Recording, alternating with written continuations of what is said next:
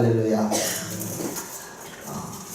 오늘은 에스겔 3장 18절로 21절에 있는 말씀을 가지고 사명자가 되라는 제목으로 말씀을 증거하도록 하겠습니다. 성경을 보면 하나님은 많은 사람들 가운데 하나님이 꼭 필요한 자를 부르십니다. 그것을 소명을 받았다 이렇게 얘기하죠. 그런데 부르신 그들에게 반드시 목적이 있는데 부르신 그들에게 사명을 줍니다. 그래서 그 사명을 감당하다가 하나님 때가 되면 저와 여러분을 다시 불러서 데려갑니다. 성경에 나오는 사명자들 가운데 특별히 선지자들이 있습니다. 이 선지자들은 두 가지의 아주 중요한 특징이 있는데요. 하나는 선지자는 항상 하나님으로부터 하나님의 말씀을 받습니다. 선지자는 하나님으로부터 소명을 받은 사람인데 불러서 그들에게 말씀을 주십니다. 때문에 선지자를 부르는 것은 하나님의 말씀을 주기 위해서 부르는 거예요. 하나님의 말씀을 받은 사람을 선지자다 이렇게 얘기하지. 하나님은 그를 반드시 하나님의 사역을 위해서 부르시고 그에게 하나님의 말씀을 맡기는 것입니다. 그러면 선지자를 왜 불렀느냐?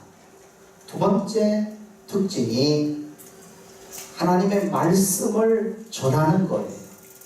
그것을 선포한다 이렇게 얘기합니다. 하나님이 선지자를 불러서 하나님의 말씀을 주신 이유가 사람들을 향하여 하나님이 뭐라고 말씀하시는지 하나님의 말씀을 가감없이 하나님 말씀 그대로 선포하는 거예요. 그런데 선포자에게 유혹이 옵니다. 그 유혹은 뭐냐면 자기가 뭔가를 해보려고 하나님의 말씀을 자기 나름대로 해석하려고 하고 자기 나름대로 하려고 하다 보니까 선포자가 딜레마에 빠집니다. 그래서 자기 말을 해요.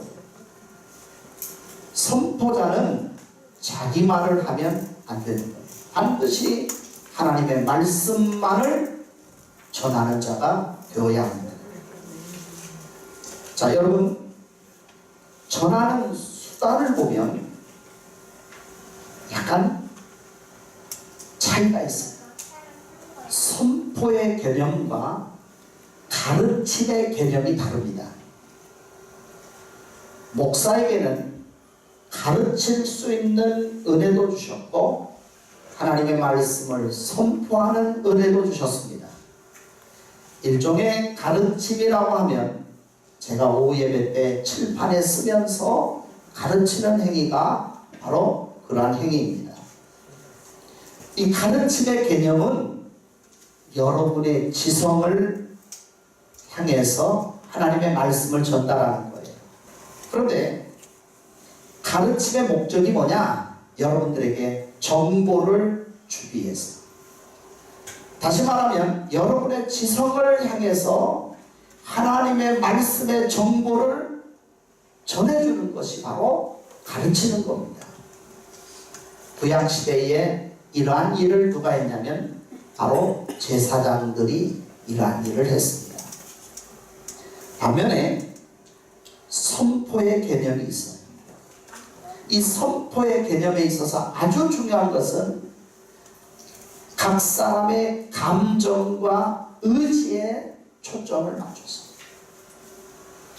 예를 들면 여러분 한 사람 한 사람의 감정 그리고 여러분 한 사람 한 사람의 의지에 포커스를 맞추고 초점을 맞춰서 하나님의 말씀을 전하는 것입니다. 따라서 선포의 목적은 뭐냐? 여러분들이 선포되어진 하나님의 말씀에 반응을 하도록 만드는 거예요. 선포되어진 하나님의 말씀에 반응한다는 것은 하나님의 말씀을 깨닫고 내가 이렇게 살아야 되겠다라는 어떤 결단의 반응을 일으키는 거예요. 뿐만 아니라 결단이 하나님의 응답으로 그대로 삶으로 사는 거예요. 이게 선포의 목적인 것입니다. 때문에 종종 성경에 선지자들이 예언한다라는 말을 해요. 이 예언한다라는 말이 종종 이렇게 많은 사람들이 이해를 합니다. 마치 미래를 말하는 것으로 생각을 합니다. 그러나 성경 원어에 보면 이 선포한다라는, 예언한다라는 말은 하나님의 백성들에게 하나님의 말씀을 선포하는 행위를 얘기하는 거예요. 왜 이런 일을 하느냐? 백성들의 생각을 바꾸어서 하나님의 말씀을 듣고 반응을 일으키고 응답의 결과로서 회개하고 하나님께로 돌아오게 만드는 거예요. 그리고 하나님께 돌아와서 응답의 모습이 하나님의 백성으로 살아가도록, 하나님의 백성으로 살도록 하는 것이 바로 선포인 것입니다. 오늘날 목사들의 사명도 여기에 포함입니다. 여러분, 대표적인 예가 호세아 선지자를 들 수 있습니다. 호세아 선지자는 호세아 4장 1절에 이렇게 얘기합니다. 이스라엘 자손들아, 여호와의 말씀을 들어라. 이 선포예요. 5장 1절에서는 제사장들아, 이를 들어라. 이스라엘 족속아, 깨달으라. 왕족들아, 귀를 기울이라. 이게 전부 다 선포예요. 오늘 본문에 나오는 에스겔도 바로 선지자 중에 한 사람이죠. 오늘 에스겔서 1장에서 3장까지는 하나님이 에스겔을 그발 강가에서 부르는 장면이 나와요. 소명을 콜링합니다. 그리고 에스겔을 부르신 하나님께서 사명을 그에게 주셔요. 여러분도, 저와 여러분도 하나님이 부르셨죠. 그러면 부르신 것으로 끝나는 게 아니에요. 부르신 자들에게는 반드시 뭘 준다? 뭘 줘요? 사명을 줘요. 그런데 여러분, 오늘 말씀을 통해서 보면 사명을 감당하는 자와 사명을 감당하지 못하는 자들에게 굉장히 무서운 말을 합니다. 이 얘기는 오늘날 그리스도인들이 가정 구원을 이루지 못하고 자녀들의 구원을 이루지 못하면 엄청난 경고를 해요. 남편의 생명과 자녀의 생명을 너에게서 찾겠다. 자녀들에게 깨닫게 해주지 못하고 형제들에게 깨닫게 해주지 못해서 그들로 하여금 사망의 길을 걷게 하고 죽게 만들면 그 생명의 핏값을 사명자에게 차겠다. 무서운 얘기예요. 자, 하나님이 에스겔을 왜 부르셨는가? 여러분 2장 3절을 한번 보세요. 하나님이 에스겔을 왜 부르셨는지 보십시다. 2장 3절입니다. 자, 우리 한 목소리를 같이 읽겠습니다. 내게 이르시되 인자야, 내가 너를 이스라엘 자손 곧 패역한 백성 나를 배반하는 자에게 보내노라. 그들과 그 조상들이 내게 범죄하여 오늘까지 이르렀나니. 자, 에스겔을 왜 불렀어요? 3절에 보니까 보내기 위해서 불렀다는 거예요. 그러면 누구에게 보내는가? 3절에 누구에게 보내요? 패역한 이스라엘. 패역하다라는 말은 하나님을 버리고 여전히 죄악 가운데 살고 있는 자들을 가르쳐서 패역하다 이렇게 얘기합니다. 여러분 놀라운 사실은 에스겔서를 이해하려면 역사적 배경을 이해해야 돼요. 에스겔은 본문에 제사장이다 이렇게 얘기합니다. 부시 아들 제사장이다 이렇게. 그런데 에스겔이 바벨론의 포로로 끌려갑니다. 언제 끌려가느냐? 2차 포로에 끌려가요. 1차 포로는 여호야김 왕 때에, 2차 포로는 여호야긴 왕 때에, 3차 포로는 시드기야 왕 때에, 유대의 18대, 19대, 20대 왕에 걸쳐서 20년 동안 바벨론의 포로로 끌려가요. 포로로 끌려가는 이유가 뭐냐? 이스라엘 백성들이 하나님의 말씀에 순종하지 않고 하나님을 버리고 여전히 죄악 가운데 살기 때문에 포로로 끌려가요. 1차 포로 때는 우리가 잘 아는 다니엘이라는 사람이 끌려가고 2차 포로에는 에스겔이 끌려갑니다. 그러니까 에스겔이 포로로 끌려갈 때는 유다가 완전히 멸망하지 않았어요. 언제 망하느냐? 시드기야 왕 때 완전히 멸망해요. 그러니까 지금 1차와 3차 포로 사이에 에스겔이 2차니까 이스라엘 백성들이 왜 망하느냐? 패역하기 때문에 망했다는 거예요. 그런데 하나님은 오늘 에스겔을 불러서 패역한 이스라엘들에게 하나님의 말씀을 선포하기 위해서 불렀다는 거예요. 그래 지금 에스겔은 어디에 있냐면 2차 포로로 끌려와서 지금 바벨론 그발강 텔아비브에 있어요. 거기는 유대인들이 집단으로 살고 있는 정착촌이에요. 거기서 부를 거예요. 불러서 주의 영으로 성령으로 에스겔을 예루살렘으로 올려놓고 그리고 또 예루살렘에서 바벨론으로 옮겨놔요. 성령의 놀라운 역사를 보여주는 것입니다. 중요한 사실은 에스겔을 패역한 이스라엘에게 보내서 하나님의 말씀을 선포하기 위해서 보낼 거예요. 그런데 그냥 안 가요. 하나님이 부르시잖아요. 하나님이 저와 여러분을 불렀죠? 믿으십니까? 그 다음에 사명을 줄 때는 그냥 안 줍니다. 사명이라는 것은 에스겔이 어떻게 사명을 받는지 봐야 돼요. 3장 1절을 보세요. 읽어봅시다. 또 그가 내게 이르시되 인자야 너는 발견한 것을 먹으라. 너는 이 두루마리를 먹고 가서 이스라엘 족속에게 말하라 하시기로. 에스겔을 부른 이유가 이스라엘 패역한 이스라엘에게 하나님의 말씀을 선포하기 위해서 불렀죠. 그죠? 그냥 보냅니까? 아니에요. 오늘 성경에 보니까 하나님께서 에스겔에게 명령을 합니다. 뭐라고 말합니까? 너는 이 두루마리를 먹고 가서 이스라엘 족속에게 말하라. 그렇게 돼 있죠. 히브리 원어로 직역하면 이렇게 돼 있어. 너는 먹어라. 그리고 가라. 그리고 말하라. 제일 먼저 뭐라고 했어요? 먹어라.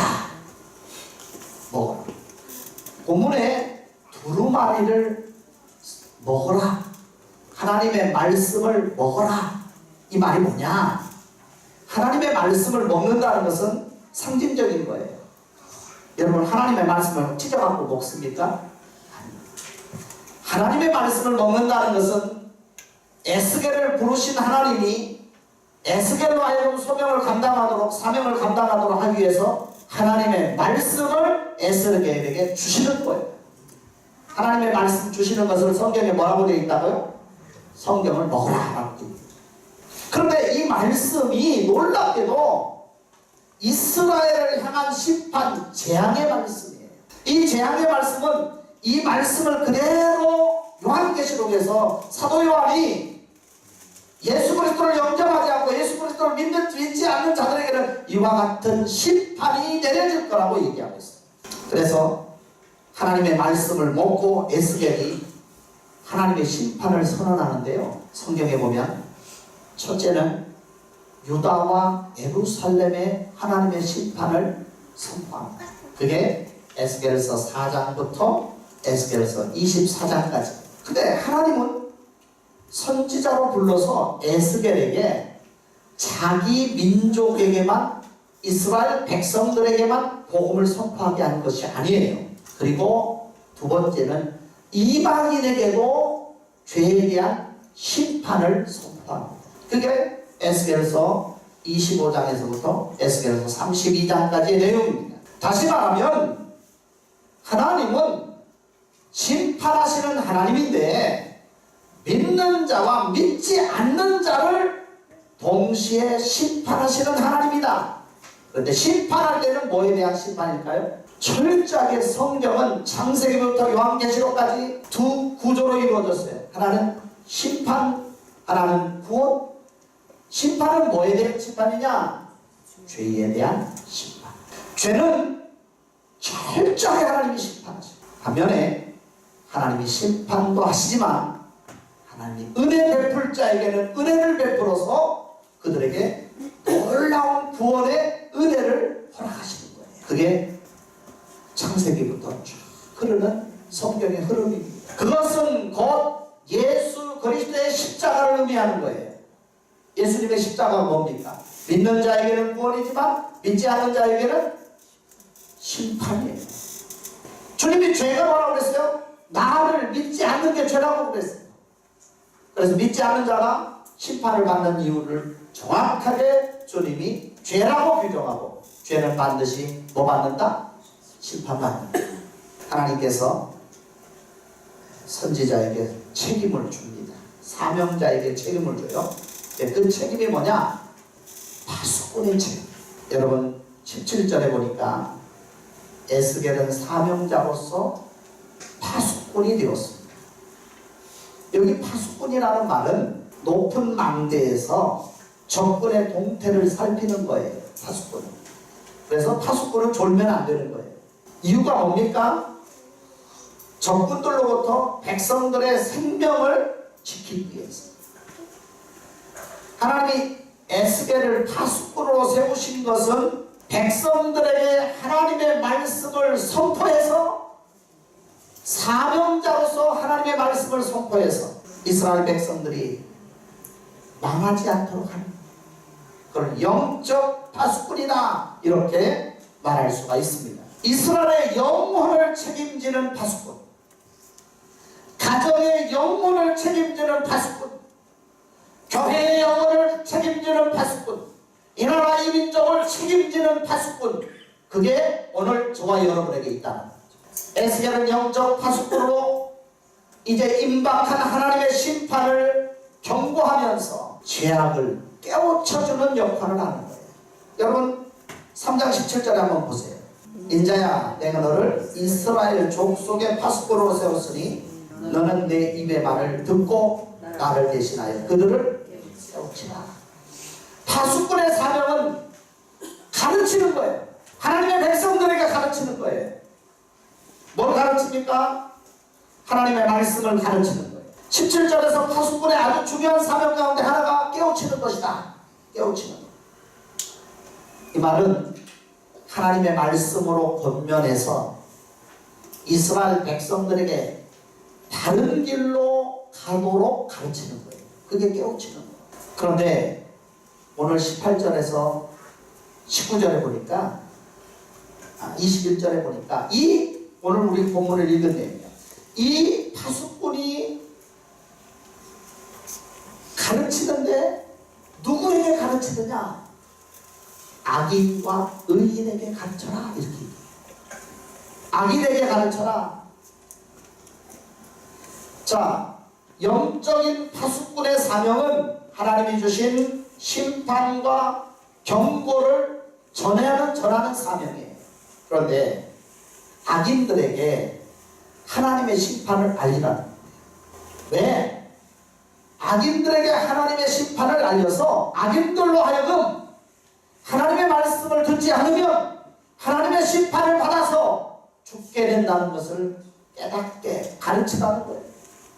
그런데 만약 파수꾼의 사명을 가진 내가 그 일을 하지 않으면 어차피 하나님의 심판은 일어나는 거예요. 하나님의 심판은 일어나는데 사명자인 에스겔이 악인들을 향해서 이 말을 하지 않으면 악인들이 심판을 받아 못 기두게 돼요. 죽지요. 그러면 죽은 그 악인의 핏값을 내가 너에게서 찾는다. 와, 무서운 거예요. 저 이 말씀을 연구하면서 설교를 준비하면서 온몸에 소름이 돋는 것을 느꼈어요. 너무너무 무서워요. 사명자가 입을 벌려서 하나님의 말씀을 선포하지 않은 것에 대한 책임을, 핏값을 내가 너에게서 찾겠다. 그런데 만일 네가 선포했는데도 그들이 깨닫지 않고 여전히 악을 행한다면 그들은 그 악으로 죄로 인하여 심판받는데 너의 생명은 도전이 될 것이고 그들은 심판을 받아 죽게 될 것이다. 이 말씀 속에서 하나님이 우리들에게 주신 말씀은 뭐냐면 저와 여러분을 그냥 부른 것이 아니라는 거예요. 하나님의 자녀라고만 생각하고 그냥 살라는 게 아니에요. 하나님의 자녀면 하나님이 왜 나를 구원하셨고 그 이유가 있는데 그 이유는 하나님의 말씀을 증거하는 사명자로 부르셨는데 그것을 감당하지 않으면 안 된다는 거예요. 그리고 두 번째 에스겔이 선포하는 대상을 보니까 의인이에요. 의인이라는 것은 누구를 얘기하냐면 하나님의 말씀, 율법을 듣고 순종하는 삶을 사는 자를 가르쳐서 의인이라고 얘기하는데 여러분 놀라운 사실은 우리가 항상 믿음으로만 사는 것이 아니라는 거예요. 어떨 때는 성령 충만해갖고 믿음 아주 그냥 충만해서 상상할 수 없는 그러한 믿음의 생활을 하는데 어떨 때는 환경과 여러 가지 원인으로 인해서 믿음이 다운돼가지고 세상 말로 그러기에 빠져 지쳐가지고 그러면 자신도 모르게 죄를 짓게 되어 있다는 거예요. 이 얘기는 하나님의 백성이라 할지라도 이 세상을 살아감에 있어서는 연약하다라는 겁니다. 그래서 누구든지 죄를 지을 수 있습니다. 이놈의 구원파는 엉뚱한 얘기하죠. 한번 구원받으면 죄를 안 짓는다는 생각. 그래놓고 나쁜 짓 다 해. 여러분 우리는 여전히 죄성이 있기 때문에 구원받은 하나님의 백성이지만 죄를 지울 수밖에 없는 연약한 존재라는 거예요. 바로 그런 자들을 향해서 선포하라는 거예요. 깨닫고 회개하고 돌아오는 거예요. 그런데 하나님께서는 에스겔에게 만약에 그런 자들을 향해서 네가 복음을 말씀을 선포하지 않으면 선포하지 않은 죄값을 찾겠다. 그러나 선포했는데 여전히 그들이 회개하고 돌아오지 않는다면 그 모든 책임은 그들에게서 묻겠다라고 성경은 말하고 있습니다. 사랑하신 여러분, 저와 여러분이 놀라운 하나님의 자녀로서 은혜를 받고 구원받는 줄로 믿습니다. 그러니 여러분 이 선포의 사명이 이 사명이 얼마나 중요한지를 오늘 저와 여러분이 꼭 깨달으시기를 축원합니다. 오늘 성경에 보니까 사명자의 원칙이 있는데 사명자는 반드시 하나님의 말씀에 순종해야 된다는 거예요. 그런데 하나님은 선지자를 부르시고 에스겔에게 사명을 주시는데 사명을 주신 것은 이제 나가서 듣든지 아니 듣든지 선포하는 거거든요. 근데 그냥 안 보내요. 반드시 사명을 잘 감당할 수 있도록 훈련하십니다. 예를 들어볼게요. 이스라엘 백성들이 애굽에서 출애굽을 합니다. 하나님이 가나안 땅에 금방 들어갈 수 있도록 하실 수 있습니다. 걸어가면 넉넉 잡고 일주일이면 가나안 땅에 들어갑니다. 놀라운 사실은 하나님이 이스라엘 백성들을 가나안 땅으로 인도한 것이 아니라 저기 남쪽으로 해가지고 홍해 바다를 건너서 광야 가운데로 몰아오고 광야로 모는 거예요. 광야에 나가서 출애굽 1세대는 죄로 말미암아 심판을 받아서 다 죽고 출애굽 2세대는 하나님의 은혜로 가나안 땅에 들어갑니다. 놀라운 사실은 이 40년의 여정이 철저하게 이스라엘 백성들이 하나님을 경험하고 하나님을 깨닫고 하나님을 알게 되는 거예요. 먹을 것이 없을 때 하늘의 양식 만나를 주셨죠. 놀라운 사실은 40년 동안 광야에서 생활할 때 그들의 옷이 헤어지지 않고 그들의 신이 헤어지지 않았다고 그랬어요. 하나님께서는 놀랍게도 그들을 낮에는 구름기로 밤에는 불기둥으로 그들을 인도하십니다. 그리고 이스라엘 백성들이 드디어 모압 평지에서 모세가 모압 언약을 선포하고 그게 신명기예요. 그 신명기 말씀을 듣습니다. 시내산 언약은 출애굽 29장에서 24장에 나오는 시내산 언약은 출애굽 1세대들에게 주신 말씀입니다.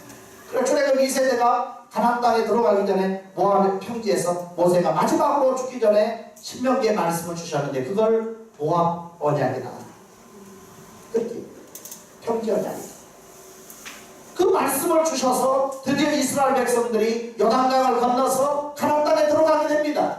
하나님은 저와 여러분을 왜 부르셨느냐? 이 세상 가운데서 믿지 않는 자들 속에서 저와 여러분을 통해서 드디어 하나님이 살아계시고 예수 그리스도가 이 세상에 존재한다는 것을 우리의 삶을 통해서 보여줍니다. 그것을 위해서 하나님이 때로는 강력하게 우리를 훈련하십니다. 이스라엘 백성들이 가나안 땅에 들어가면 여호와 하나님의 백성인 것을 보여주기 위해서 광야에서 훈련한 것처럼 선지자 에스겔도 하나님이 훈련을 합니다. 사명을 잘 감당할 수 있도록 하기 위해서 훈련을 하는 거예요.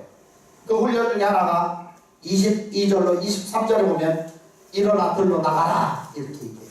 그런데 히브리 원어를 보니까 일어나 들로 나가라 이 말을 보니까 에스겔 선지자가 즉시 하나님의 명령을 받는 즉시 아주 신속하게 순종을 해요. 그걸 보면서 아브라함의 순종이 생각나더라고요. 아브라함의 순종은 어떤 순종이다? 즉시 순종. 일어나 들로 나가라고 그랬는데 이 들은 산과 산 사이의 평야를 의미합니다. 그 골짜기로 가라는 거예요. 그런데 하나님의 말씀에 순종하고 에스겔이 나갔더니 놀라운 일이 벌어졌어요. 여러분 성경을 한번 봅시다. 23절. 오늘 여러분 말씀을 잘 들으면 놀라운 역사가 일어납니다. 시작. 내가 일어나 들로 나가니 여호와의 영광이 거기에 머물렀는데 내가 전에 그발강가에서 보던 영광과 같은지라 내가 곧 엎드리니. 자, 순종하고 나갔더니 이 에스겔 앞에 뭐가 나타났어요? 여호와의, 성경이 뭐라고 했어요? 여호와의 영광. 여호와의 영광이 뭐요? 들어보세요. 기가 막힌 얘기. 여호와의 영광은 오늘 에스겔이 뭐라고 했냐면 내가 전에 그발강가에서 보던 영광과 같다 그랬어요. 그러면 여호와의 영광이 어떤 것인지를 알려면 에스겔 1장 26절 28절을 봐야 돼요.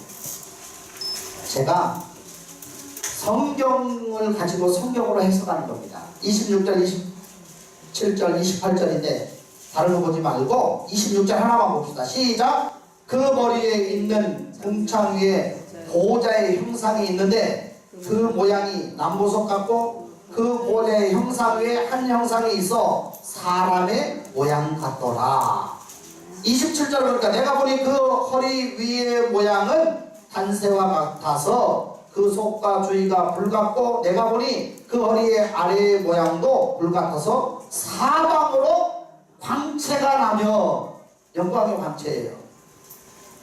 자 28절 그 사방의 광채의 모양은 비오는 날 구름 위에 있는 무지개 같으니 이는 여호와의 영광의 형상이라. 여기 뭐가 나왔어요? 그 집사님 여호와 형상이 나왔죠? 3장 23절에 뭐가 나왔어요? 여호와의 형상이 나왔죠?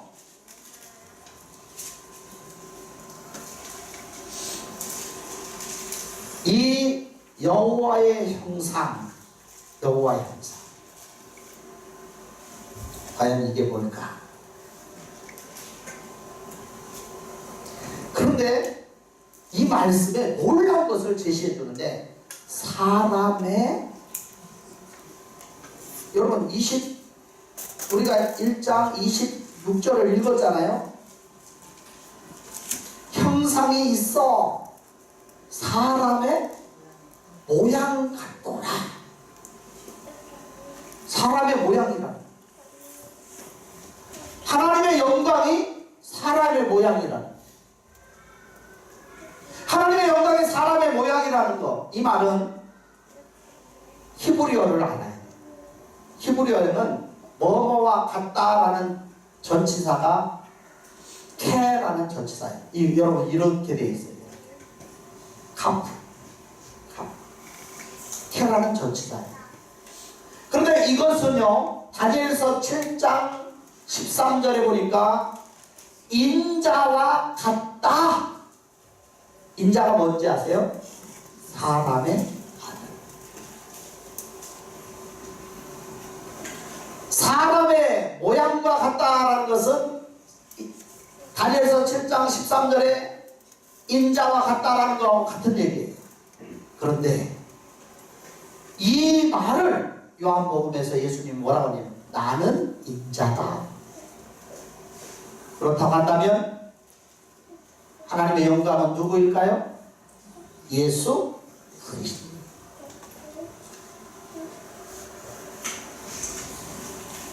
예수 그리스도를 보는 순간 에스겔은 어떻게 했습니까? 무릎을 꿇었습니다. 여러분, 유대인에게 있어서 유대인은 절대로 우상에게 무릎을 안 꿇습니다. 사람에게도 무릎을 안 꿇습니다. 우리가 잘 아는 것처럼 바울과 바나바가 복음을 전할 때에 신들이 왔다 하라고 해서 사람들이 바울 앞에 무릎을 꿇을 때 바울이 깜짝 놀라면서 못 꿇게 했어요. 그래, 놀라운 사실은 예수 그리스도는 제자들이 주님 앞에 무릎을 꿇을 때 그것을 허락하셨어요. 무슨 말입니까? 예수 그리스도가 하나님이라는 사실을 보여주는 거예요. 사랑하신 여러분, 예수 그리스도를 만나지 않으면 안 되는 거예요. 사명을 감당할 때에 그리스도를 만나지 않은 사람이 사명을 감당할 수 있다? 천만의 말씀입니다. 세상적인 열정 갖고는 할 수 있지만 시간이 지나면 포기해요. 그러나 그리스도를 만나면, 주님을 만난 자는 포기하지 않아요. 할렐루야! 끝까지 사명을 향하여 달려가는 것입니다. 태초에 말씀이 계시니라. 이 말씀이 하나님과 함께 계셨으니 이 말씀은 곧 하나님이시니라.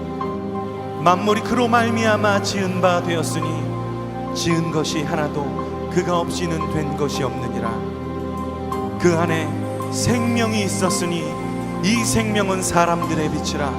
빛이 어둠에 빛이 돼 어둠이 깨닫지 못하더라. 베들레헴 에브라다야, 너는 유다 족속 중에 작을지라도 이스라엘을 다스릴 자가 내게서 내게로 나올 것이라. 그의 근본은 상고에 영원에 있느니라. 그러므로 주께서 친히 징조를 주실 것이라. 보라, 처녀가 잉태하여 아들을 낳을 것이요 그의 이름은